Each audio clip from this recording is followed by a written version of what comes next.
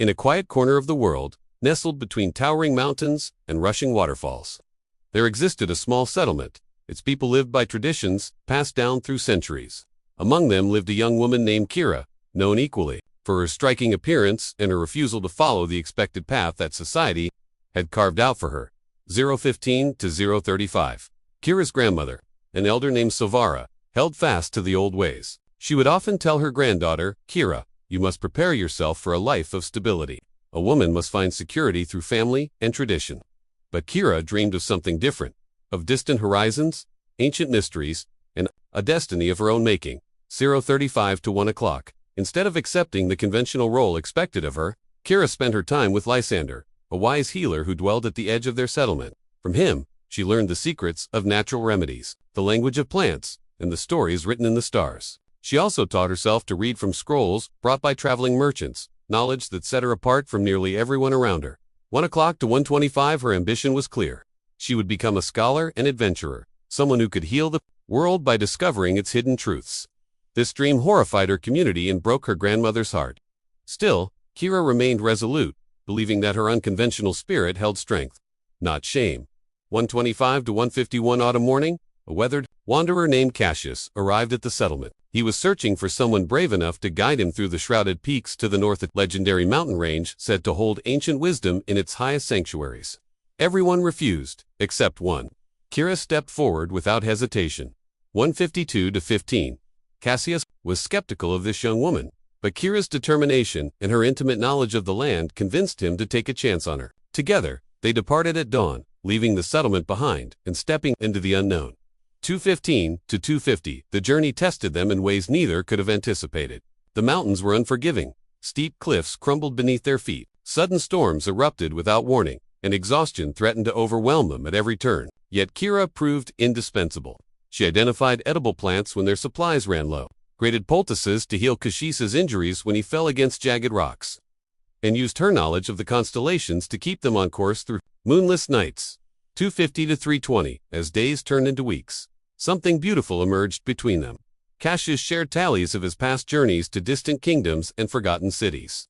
Kira spoke of her hopes and her vision for a life lived off, not confined by others' expectations. They began to understand each other, not just as traveling companions, but as kindred spirits.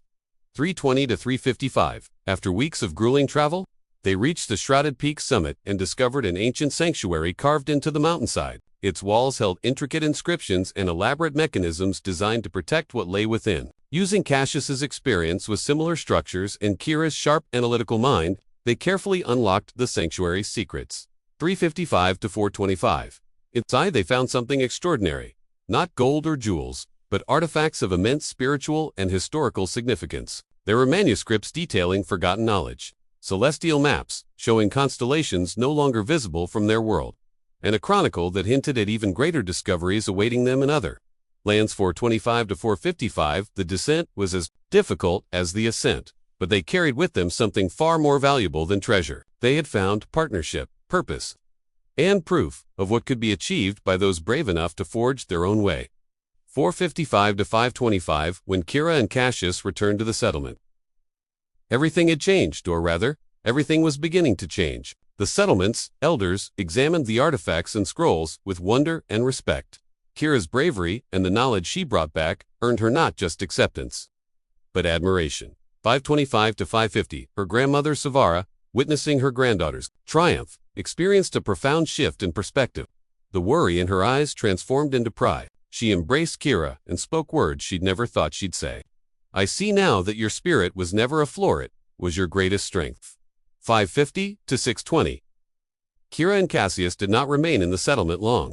The mountain had called to them, and they answered. From that point forward, they became renowned across many lands as seekers of lost wisdom, dedicating themselves to uncovering ancient truths and sharing them with the world. 6:20 to 6:50. Word of their journeys spread far and wide. Young people in Kira's settlement began to see possibility in their own dreams. The community gradually transformed, becoming more open to individual paths and diverse ways of living. Kira's legend inspired a generation to question convention and chase their own destinies. 6:50 to 7:15 years passed, and Kira's name became woven into the fabric of countless stories. She was remembered not as someone shameless, but but as someone who had channeled her independence into extraordinary purpose. Her life proved a fundamental truth, that the courage to be different could illuminate the world. 7:15 to 7:35. And so, the tale of Kira and Cassius lived on. Passed from storyteller to listener, from generation to generation. It became a timeless reminder that the greatest journeys often begin when someone dares to walk a path no one else has chosen.